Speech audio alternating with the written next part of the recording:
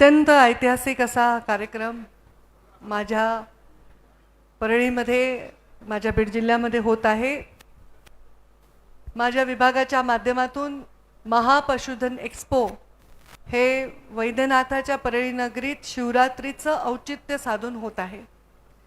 यासाठी मंचावर उपस्थित माझे वडील बंधू, माजी मंत्री आमदार धनंजयजी मुंडे, मंचावर उपस्थित या कार्यक्रमाला आवर्जून उपस्थित आमचे व्हीसी, तसेच आमचे सचिव, या जिल्ह्याचे कलेक्टर, आमच्या नगराध्यक्ष आणि इथे उपस्थित सर्व शेतकरी, तर तुम्ही नक्कीच आहात, सगळे सर्व लोकप्रतिनिधी आहात।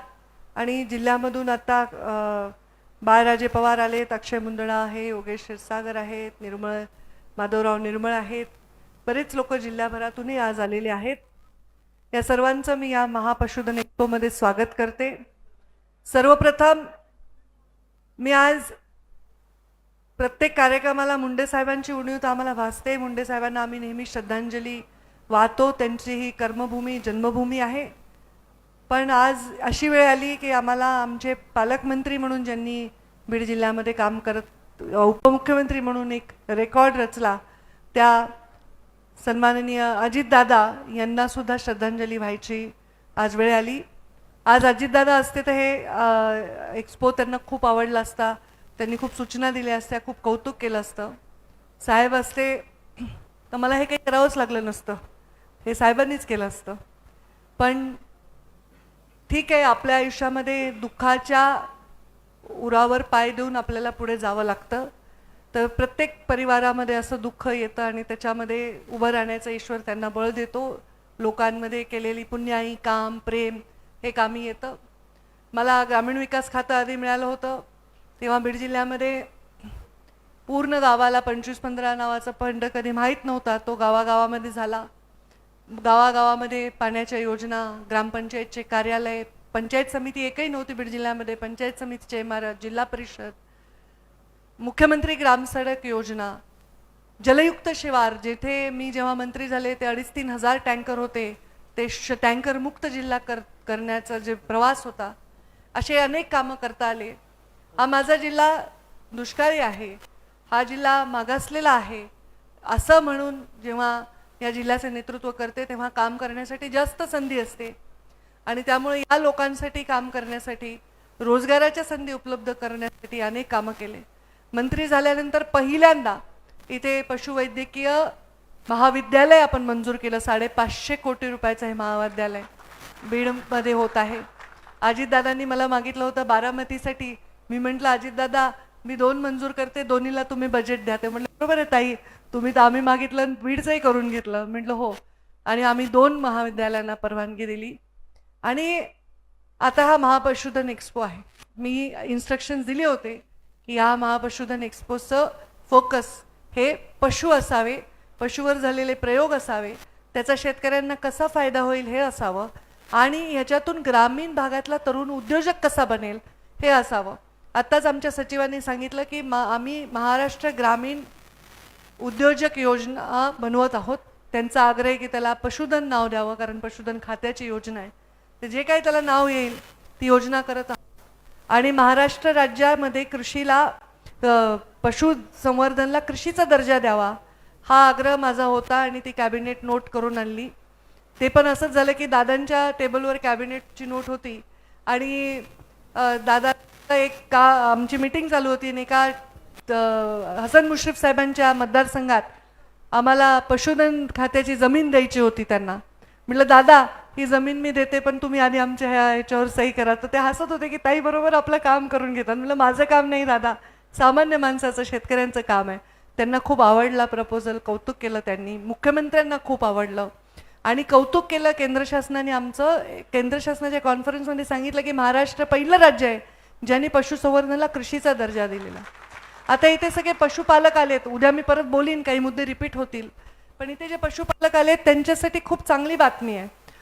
कर्जाचा व्याजाचा दर जसा कृषीला आहे तसा मिळणार आहे तुम्हाला। तुमच्या लाईट बिलावर सबसिडी मिळणार आहे तुम्हाला। प्रत्येक लाभ जो कृषी म्हणून शेतकऱ्याला मिळतो तो मिळणार आहे, आणि त्याच्यामुळे पशुधनामध्ये वाढ होण्यासाठी पशुउद्योग वाढवण्यासाठी आपल्याला फार मोठी मदत मिळणार आहे. ते तर व्याजच नाही, ते पण त्यांना लागू पडेल की 3 लाखाच्या वरतीच फक्त व्याज लागू पडेल. व्याजाला सबसिडी मिळेल, आपल्याला सोलारमध्ये सबसिडी मिळेल, आपल्याला इलेक्ट्रिसिटीच्या बिलावर सबसिडी मिळेल. अत्यंत चांगली ही योजना आहे. त्यामुळे या पशुपालकांसाठी खूप चांगला हा निर्णय आम्ही घेतलेला आहे. अशा अनेक निर्णय आम्ही घेत राहू.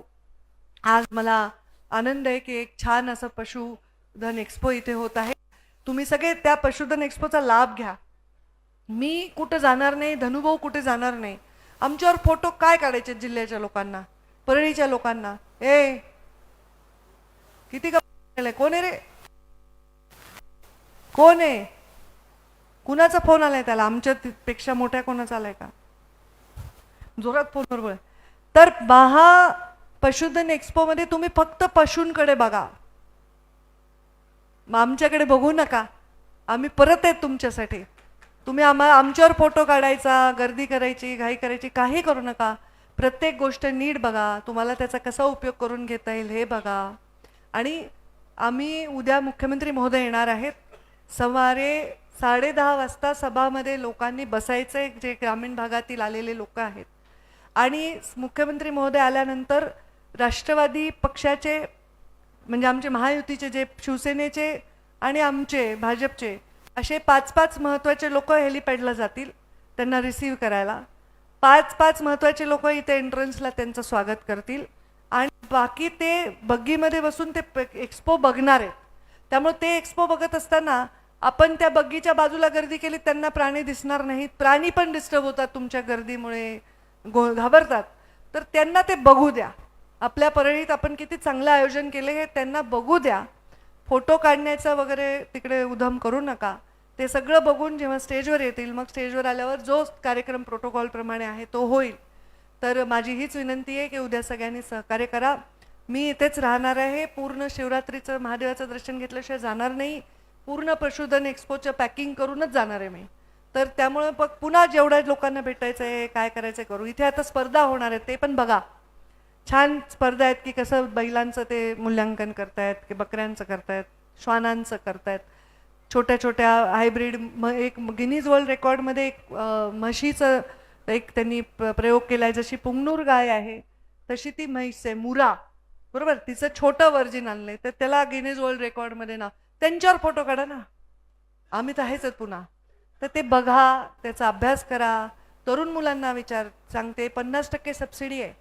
1 कोटी जर तुम्हाला खर्च असेल तर 50 लाख रुपये सबसिडी आहे.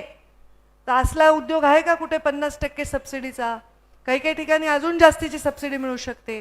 तर 5-10 लाखाचे फंड मागण्यापेक्षा मला बकऱ्या मागा, गाई मागा, कोंबड्या मागा. आणि मी त्या अधिकाऱ्यांना सांगते की आमच्या कोंबड्या आणि बकऱ्यांचं पूर्ण रक्षण करा. आज रात्रीतून कोंबड्या आणि बकऱ्यांची संख्या कमी नाही झाली पाहिजे. खूप भूक लागली म्हणून नेले उचलून, तसलं काही करू नका, बरोबर आहे ना? हा, पुन्हा शिवरात्र तर परवा आहे ना, उद्या काय होईल त्याच्यामुळं म्हणलं करू नका. आजही एकादश आहे म्हणा, काही नाही. पण ते नेऊन ठेवून खातील ना पुन्हा, ते काही हुशार आहेत आपल्यापेक्षा. म्हणून म्हणलं बकऱ्यांची आणि कोंबड्यांची काळजी घ्या. तर तुम्ही सर्वजण पूर्णपणे याचा लाभ घ्या. तुमची car, electric panel, data server आगीपासून सुरक्षित आहे का? नाही? मग आजच बसवा F protect temperature activated fire suppression device. यामध्ये आहे eco friendly non toxic pressurised liquid, जे आग लागल्यास क्षणार्धात ऍक्टिव्हेट होऊन आगीवरती मिळवते नियंत्रण.